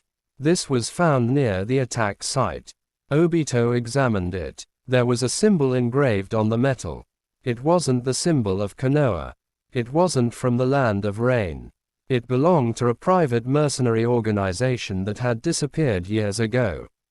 Kakashi looked surprised. They were supposed to have been destroyed. Obito looked at Yahiko. Who could hire them? Yahiko remained silent. Then Nagato spoke. Someone with enough money. Obito's eyes narrowed. And enough influence. The investigation suddenly became much more serious. That night, Obito and Nagato stood outside the shelter. Rain fell between them. Nagato looked toward the sky. Do you really believe peace is possible? Obito looked at him. Yes. Even after everything you've seen. Yes. Nagato stared at him. I lost my parents because of war. Quote, I know. I watched people die. I know. I have seen people promise peace and then break that promise. Obito remained silent. Nagato looked at him. So why are you different? Obito thought for a moment. Maybe I'm not. Nagato looked confused. Obito continued. Maybe I am just as afraid of losing everything as you are. Then why do you still believe? Because if I stop believing, then everyone who suffered before us suffered for nothing. Quote, Nagato looked at him carefully. Obito placed his hand on his shoulder. We can't change the past. But we can decide what happens next. Nagato looked away. For the first time, Obito saw something in his eyes. Hope. But before they could continue, an explosion shook the shelter. Obito immediately activated his Sharingan. Everyone move. Another explosion followed. The enemy had found them. Shinobi emerged from the darkness. Kakashi engaged the first attacker. Itachi moved toward the entrance. Shisui disappeared using his body flicker technique. Konan protected the civilians. Yahiko led the remaining members of the organization to safety. Obito stood in the center of the battlefield. A masked enemy appeared in front of him. "You are Obito Uchiha." Obito's Sharingan focused on him. "Who are you?" The man laughed. "You think your little dream of peace can change the world." Quote. Obito attacked. Their techniques collided. The enemy was fast. Extremely fast. Obito barely avoided a blade aimed at his chest. The enemy moved behind him. Obito turned just in time. Their eyes met. The masked man suddenly stepped back. "You really believe people can change?" Obito answered. "I know they can." The enemy laughed. "Then you're a fool." He attacked again. Obito blocked. "You think the villagers will surrender their power?" Quote. "No. You think the great nations will stop fighting?" "No. You think hatred will disappear?" "No." Obito's Sharingan glowed. "But I don't need everyone to change at once." He struck the enemy across the chest. "I only need enough people to start." The enemy crashed through a wall. Obito stood over him. That's how change begins. The masked man disappeared into the rain. Obito tried to follow, but the enemy had already vanished. Kakashi approached. "You let him escape." Obito looked toward the darkness. "He wanted us to know he was here." Itachi nodded. "Then this attack was a message." "A warning," Shisui added. Obito looked toward Yahiko. "They're afraid of what you're building." Yahiko clenched his fist. "Then we build it faster." Everyone agreed. But when the group returned to the shelter, Nagato was missing. Konan noticed first. "Where is Nagato?" Obito's expression changed. They searched the surrounding area. Then they found him. Nagato was standing alone beside a destroyed building. His eyes were fixed on the bodies of several fallen villagers. Obito approached him. "Come back." Nagato didn't move. "They killed innocent people." Obito remained silent. Nagato's voice trembled. "How many more? What? How many more people have to die before the world understands?" Quote. Obito stepped closer. "Don't let them decide who you become." Nagato looked at him. "You don't understand." "I understand more than you think." "You don't." Nagato's eyes became filled with pain. If people only understand peace after experiencing pain, then maybe the world needs to experience enough pain to understand.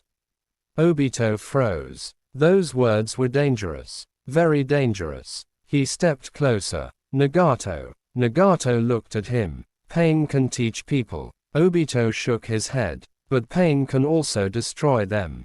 Nagato remained silent. Obito continued. "If you use pain to force peace, you haven't ended the cycle.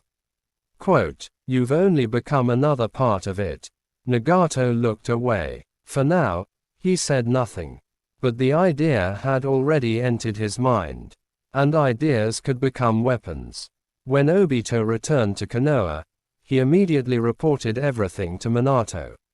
The attack wasn't random. Minato looked at the evidence. "Someone is trying to stop the Akatsuki." Obito nodded. "And I think they're trying to push Nagato towards something darker."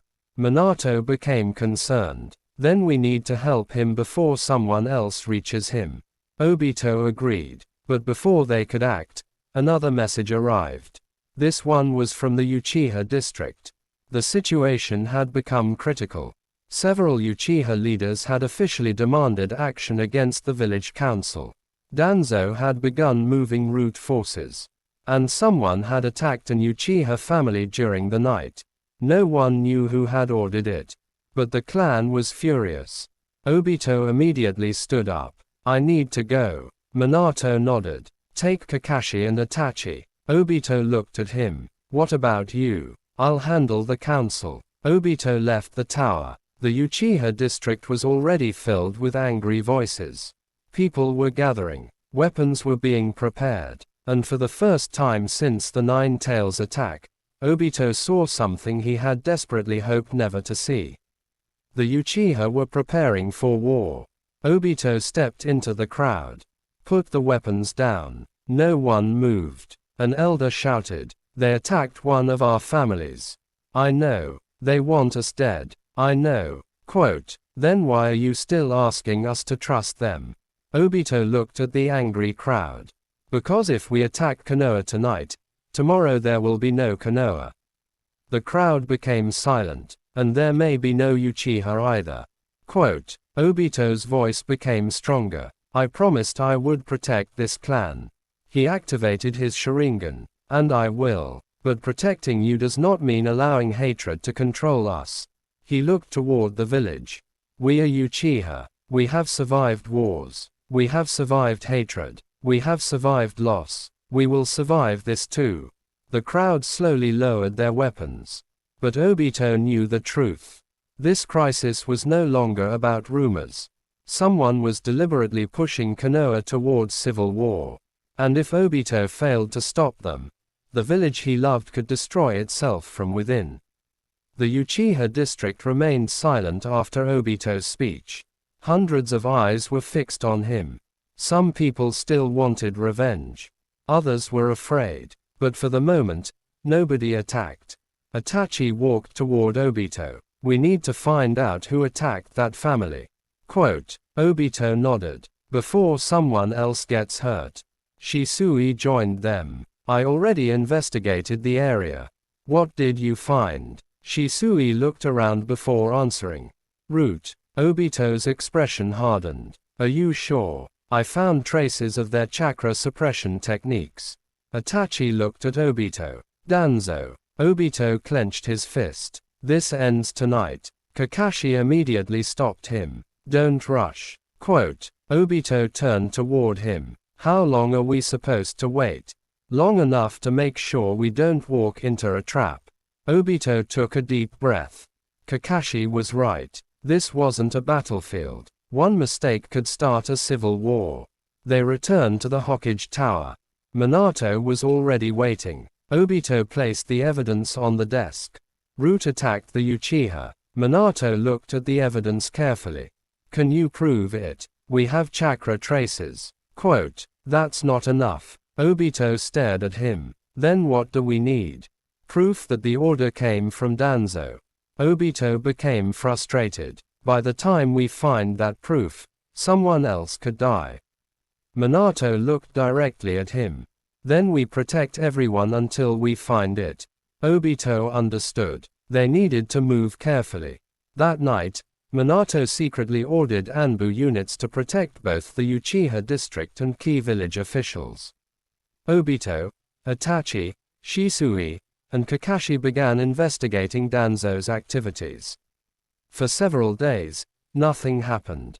Then Itachi discovered something. A hidden root facility beneath an abandoned building.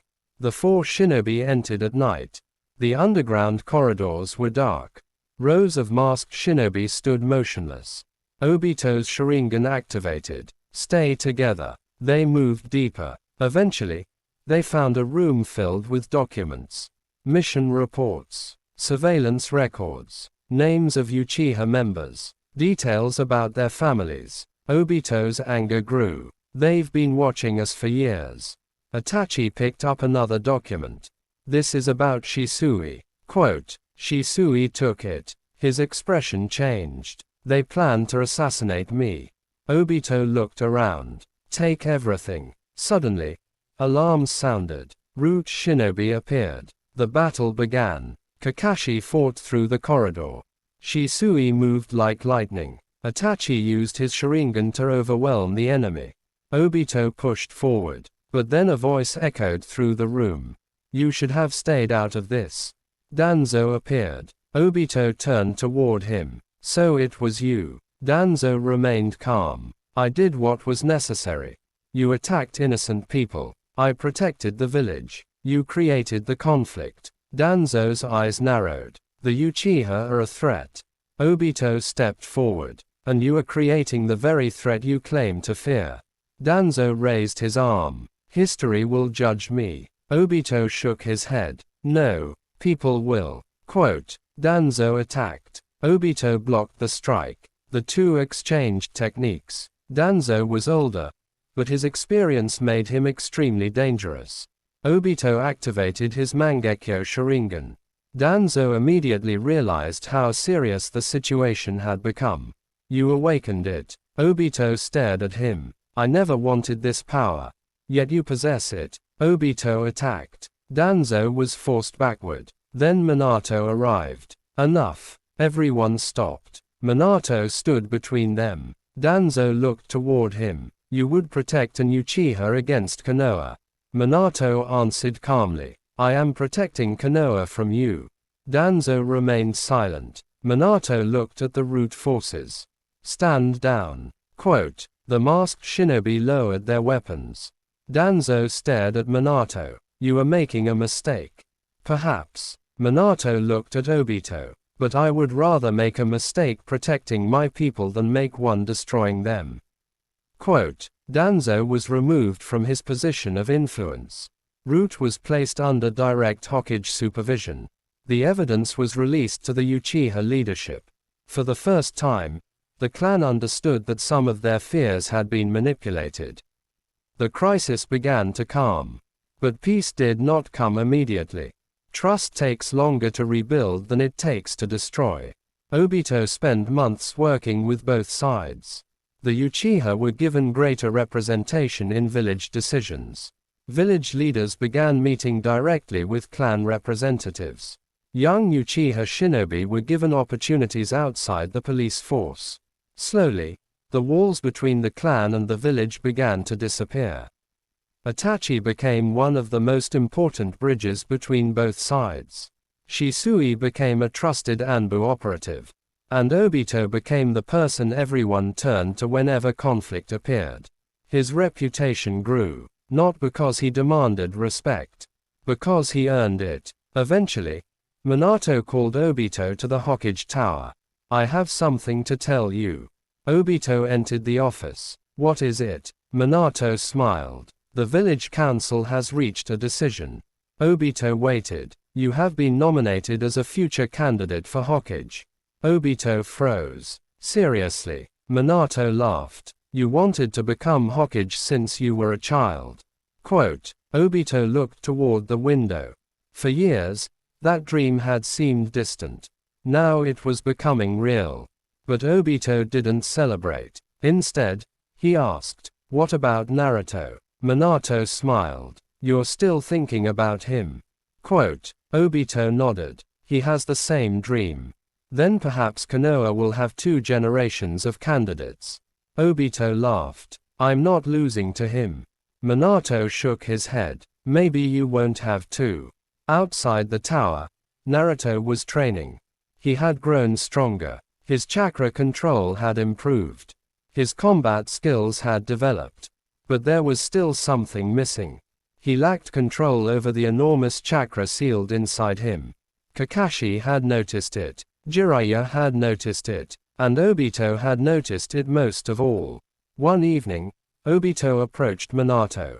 I think it's time. Minato looked at him. You mean Naruto? Yes. Minato became serious. You want to teach him about the 9 tails? Not yet. Obito looked toward the training grounds. He needs to understand himself first. Minato nodded. I agree. Obito walked toward Naruto. The boy was sitting alone after training. You're getting stronger. Naruto smiled. I'm going to surpass you. Obito laughed. You say that every time. Because it's true. Obito sat beside him. Then I have a new challenge for you. Naruto's eyes lit up. What? Learn to control your chakra. Naruto frowned. That sounds boring. Obito smiled. It will be harder than anything you've done before. Naruto stood immediately. Then let's do it. Obito nodded. The training began. At first, Naruto failed repeatedly. He couldn't control his chakra properly. He became frustrated. But Obito never shouted at him. He simply reminded him to try again. Day after day, Naruto trained. Eventually, he succeeded. A small amount of chakra gathered in his palm. Naruto stared at it. I did it. Obito smiled. Yes. Naruto looked at him. Why are you helping me this much? Quote. Obito paused. Because someone helped me when I needed it. Naruto smiled. Then I'll help someone else someday. Obito looked at him. That was exactly what he wanted to hear.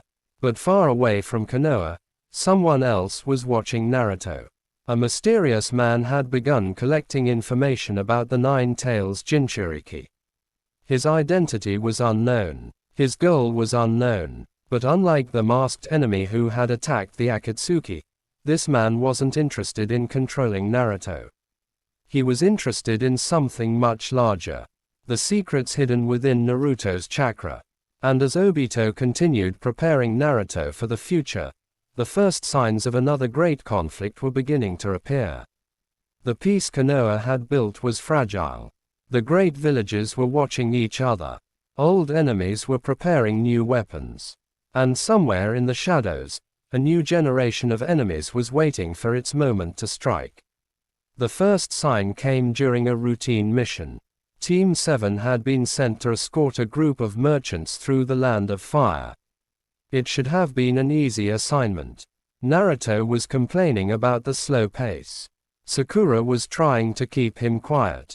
Sasuke was walking ahead without saying much. Kakashi was reading his book. Everything seemed normal. Until Naruto suddenly stopped. Something is wrong. Sasuke looked at him. What? Naruto looked toward the forest. I heard something. Kakashi immediately closed his book.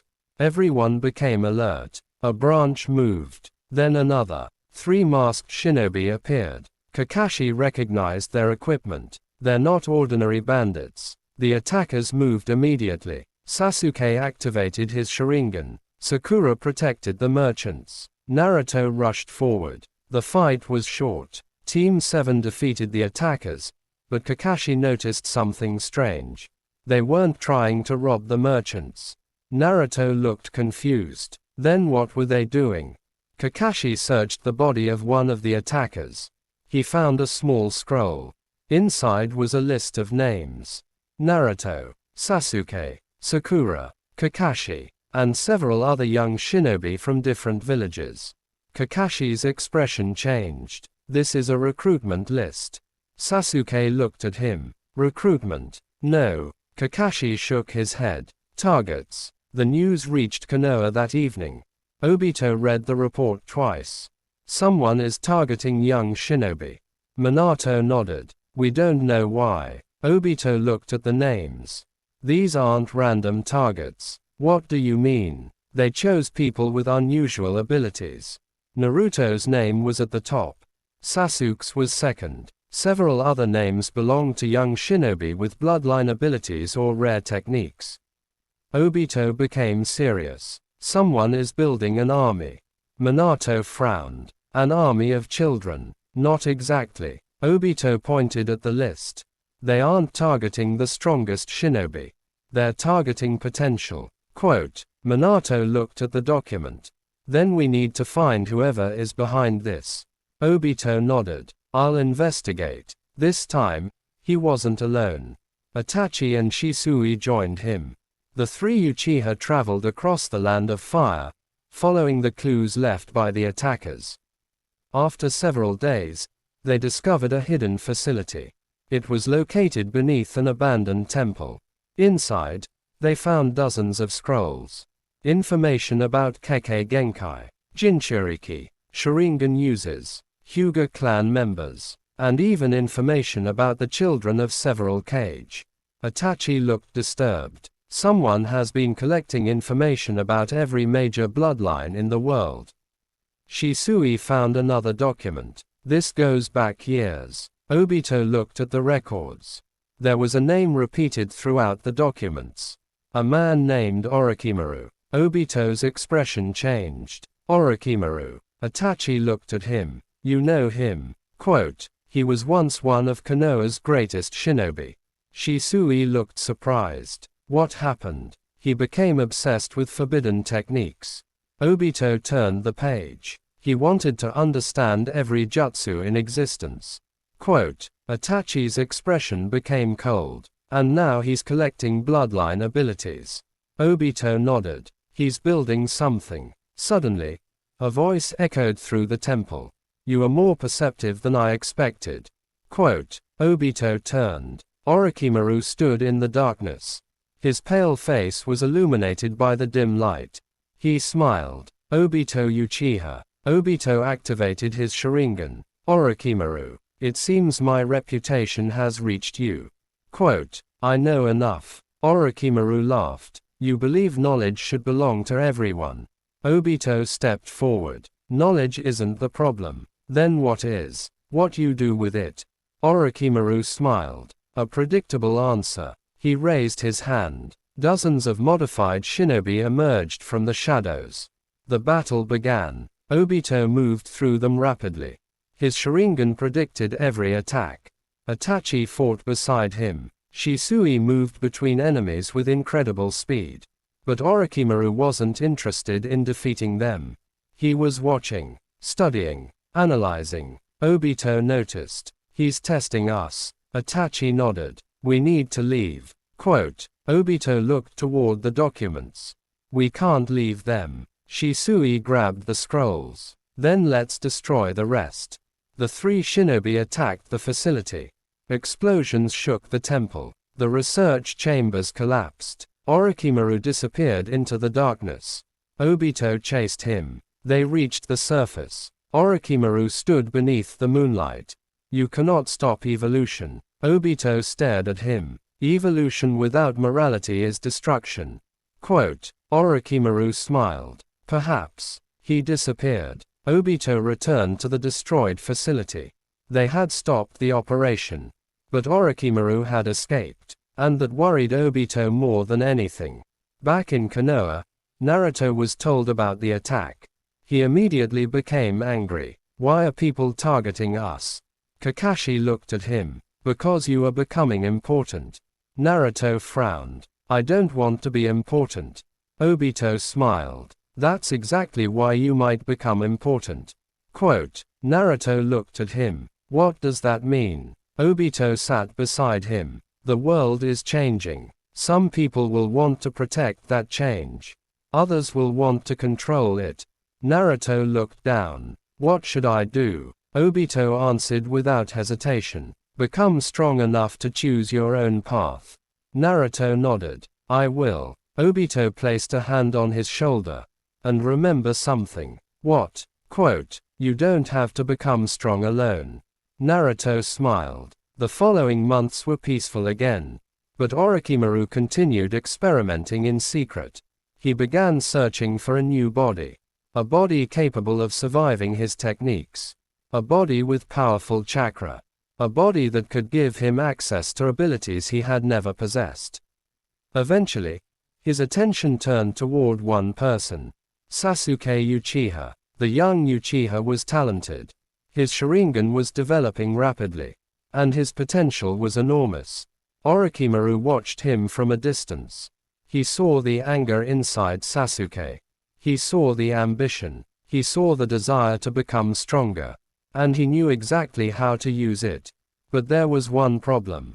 Sasuke was not alone. He had Naruto. He had Sakura. He had Kakashi. And above all, he had Obito. Orochimaru smiled. Then I will simply have to separate them. Quote, at the same time, a new threat was rising inside the hidden sand village. A young Jinchuriki named Gaara was struggling with the monster sealed inside him. Unlike Naruto, Gaara had no Obito. No one had reached out to him. No one had taught him that his life could have meaning beyond being a weapon. The hatred inside him was growing. And soon, the paths of Naruto and Gaara would cross. Two children. Two Jinchuriki. Two completely different lives. One had found someone who believed in him. The other had been taught to believe that nobody could ever love him. And when they finally met, Naruto would discover just how powerful loneliness could become. The Chunin exams were approaching. Konoha was filled with young shinobi from different villages. For Naruto, this was the perfect opportunity. He wanted to prove that he was ready for the next level. Sasuke wanted the same thing. Sakura had trained harder than ever. Kakashi watched the three of them carefully. You've all improved. Naruto smiled. So we can enter. Yes. Naruto raised his fist. We're going to win. Sasuke looked at him. Don't get ahead of yourself. Naruto turned toward him. You're scared I'll beat you. Sasuke smirked. Keep dreaming. Their rivalry had become stronger than ever.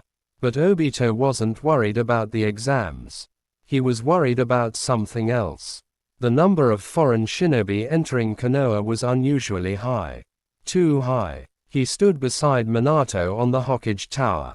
Something isn't right. Minato nodded. I've noticed it too. Which villages? Several. Obito looked toward the streets. The sand, the sound, and a few independent shinobi. Minato sighed. We've increased security. Obito shook his head. That won't be enough. Minato looked at him. What do you suggest? Watch the participants. Why? Because if someone wants to attack Konoha, the Chunin exams are the perfect opportunity. Quote. Minato nodded. Then we'll watch. The exams began. Naruto entered the first stage with Team 7.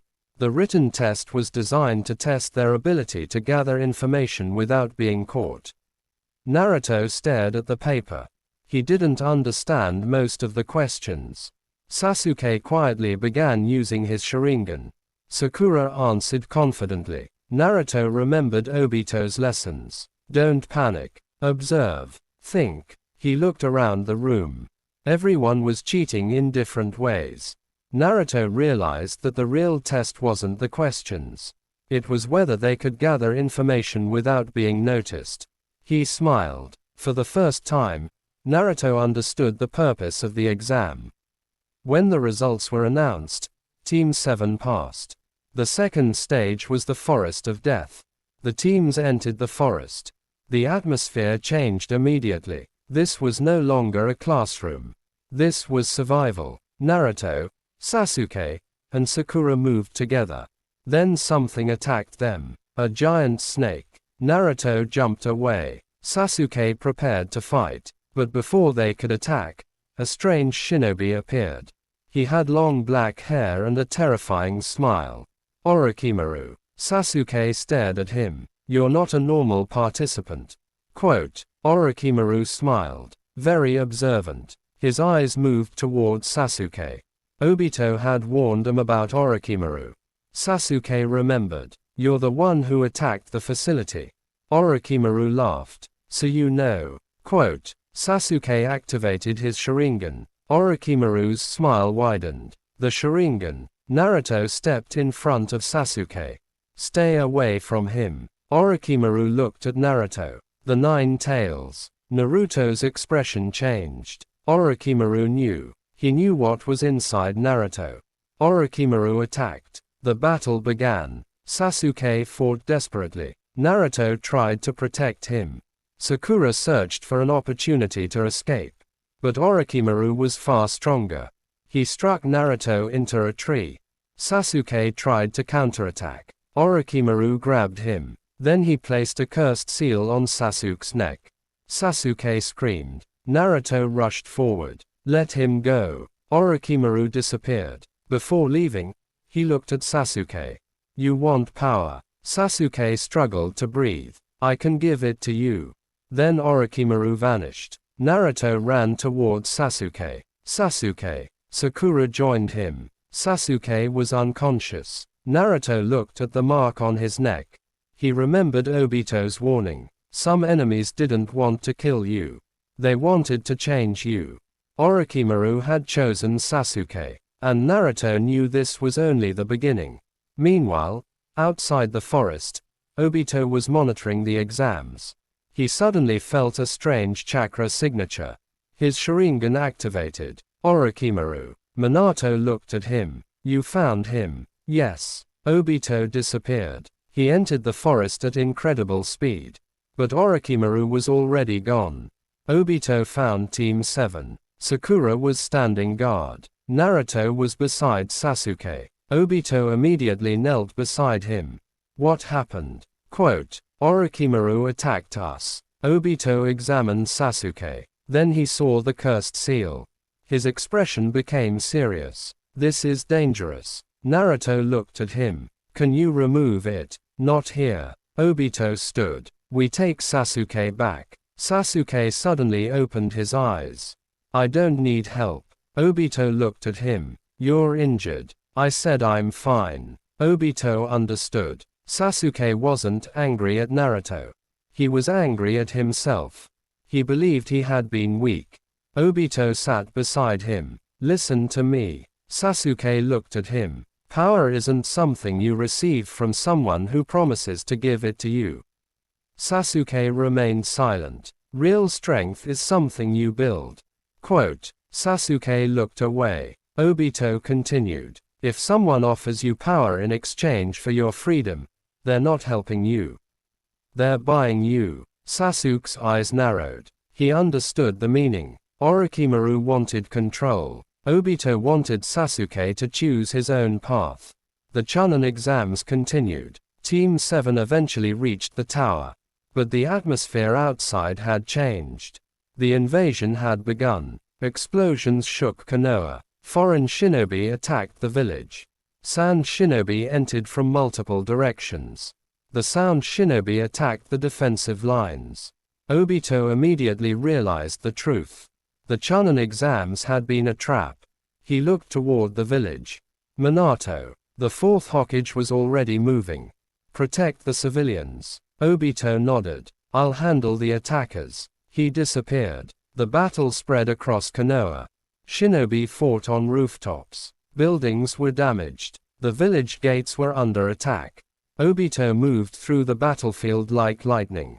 He protected civilians. He defeated enemy shinobi. He coordinated the Uchiha police force with Anbu units. For the first time, the village saw what kind of Hokage Obito could become. He wasn't fighting for glory. He wasn't trying to defeat every enemy himself. He was creating order in chaos. He gave commands. He protected the wounded. He moved forces where they were needed. And everywhere he went, people began to regain hope. Then he sensed an enormous chakra. Obito turned toward the forest. A giant creature had appeared. The one tail. Gaara had lost control. Obito immediately understood. The Jinchuriki. He disappeared toward the battlefield.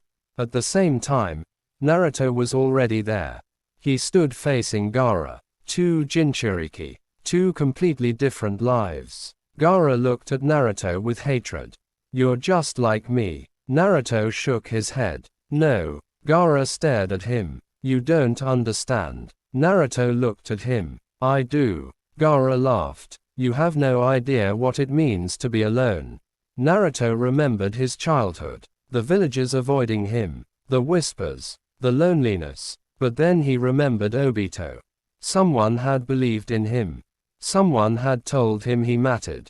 Naruto looked at Gaara. Maybe I don't know everything you've suffered. But I know what it's like to be alone.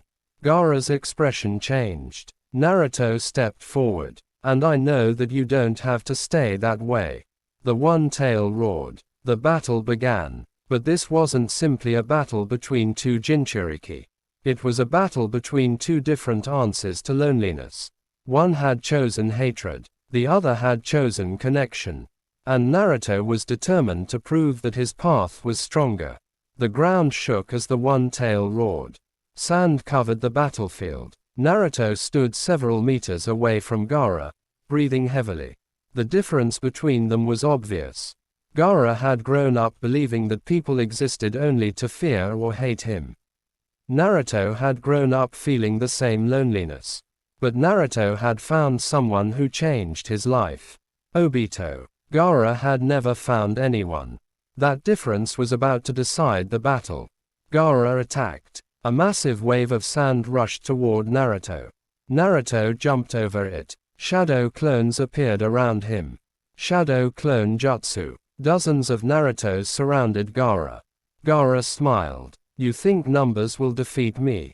The sand exploded outward. Naruto's clones disappeared one after another. Naruto landed on the ground. He was breathing heavily. Then he heard a familiar voice. Don't fight his strength. Naruto looked around. Obito stood on a nearby rooftop. Naruto smiled. You came. Obito nodded. But this fight is yours. Quote. Gaara noticed Obito. Who is that? Naruto smiled. Someone who taught me never to give up. Gaara's expression hardened. I don't need anyone. Obito looked at him. That is what you believe. Quote. Gaara attacked again. Naruto created another group of clones. But this time, he used them differently. Instead of attacking directly, the clones moved around Gaara. They forced the sand to split its attention. Naruto rushed forward. Gaara tried to defend himself. Naruto struck him. Gaara was thrown backward. He stood again. How? Naruto looked at him. Because I have people who believe in me. Gaara stared at him. People. Naruto nodded. Friends. Gaara's expression changed. He had never understood that word. Friends. People who stayed even when you were weak. People who believed in you even when you didn't believe in yourself. People who didn't see you as a weapon. Naruto charged again. The two collided. The battle became more intense. Naruto's chakra was running low. Gaara's control over the one tail was becoming unstable. Then Gaara transformed further. The one tail appeared completely. Naruto stared upward. This is insane. Obito watched from a distance. He knew Naruto couldn't defeat the creature through normal techniques. Naruto needed something more. Not power. A reason to keep fighting. Naruto remembered Obito's words. You don't have to become strong alone. Naruto closed his eyes. He focused. His chakra surged. A new group of shadow clones appeared. Then Naruto jumped onto the one tail's head. I'm not letting you destroy this village. Gaara roared. Naruto struck him again and again. The battle eventually reached its end. Naruto was exhausted. Gaara collapsed. The transformation disappeared. Naruto slowly crawled toward him. Gaara looked at him. Why? Naruto stopped. Why did you keep fighting? Naruto thought about it. Because I know what it feels like to be alone. Gaara stared at him. And because someone taught me that I don't have to stay alone. Naruto extended his hand. You can change too. Gaara looked at the hand. For several seconds, he didn't move. Then he accepted it. That single gesture changed Gaara's life. Obito watched silently. He knew exactly what had happened. Naruto had done something that no amount of power could accomplish. He had reached someone who had almost completely lost his humanity. The invasion of Konoha was eventually stopped. The attackers retreated. The village suffered damage, but it survived. The people began rebuilding immediately. Minato stood on the Hokage monument, looking over the village. Obito joined him. You did well. Obito smiled. So did Naruto. Minato nodded. He is becoming someone special. Obito looked toward the village. He already is. But there was still one problem. Orochimaru had escaped. And during the invasion, he had accomplished something. He had planted a seed of doubt inside Sasuke. Sasuke stood alone at the edge of the training ground. He looked at his hands. He remembered Naruto fighting Gaara. He remembered Obito telling him that real strength had to be earned. But he also remembered Orochimaru. Power. The word kept repeating in his mind. He wanted to become stronger. Not for fame. Not for the village. For his own reasons. He wanted to surpass Naruto. And he wanted to become strong enough that nobody could ever control his fate. That evening, Obito found him. You're thinking about Orochimaru. Sasuke looked at him. Yes. Obito sat beside him. Don't. Sasuke frowned. You don't understand. I understand more than you think. Sasuke looked away. I need power. Quote. Obito nodded. Then train. Sasuke looked at him. You'll teach me. Yes. Sasuke was surprised. But why? Because if you are going to become strong, I want you to learn how to control that strength. Quote. Sasuke remained silent. Obito continued. Orochimaru wants you because of your Sharingan. I know. He doesn't care about you. Sasuke clenched his fist. Obito looked directly at him. I do. Quote. Sasuke's expression changed. For a moment, the anger disappeared. Obito stood. You don't have to prove yourself by becoming someone else's weapon. Sasuke nodded slowly. I understand. But Obito knew the temptation wouldn't disappear that easily. The next morning, he began training Sasuke personally. Fire style, Sharingan control, speed, taijutsu, genjutsu resistance. Sasuke improved rapidly. But Obito also taught him something more important. How to stop. Sasuke looked confused. Stop. Yes. Why? Because power without control eventually controls you. Sasuke remembered the cursed seal. He understood. Meanwhile, Naruto continued training with Kakashi. Sakura began studying medical techniques. Team 7 was becoming stronger. The village was recovering, and the alliance between Konoha and the Land of Waves was growing. Even Gaara began changing. He started communicating with Naruto. Their conversations were awkward at first.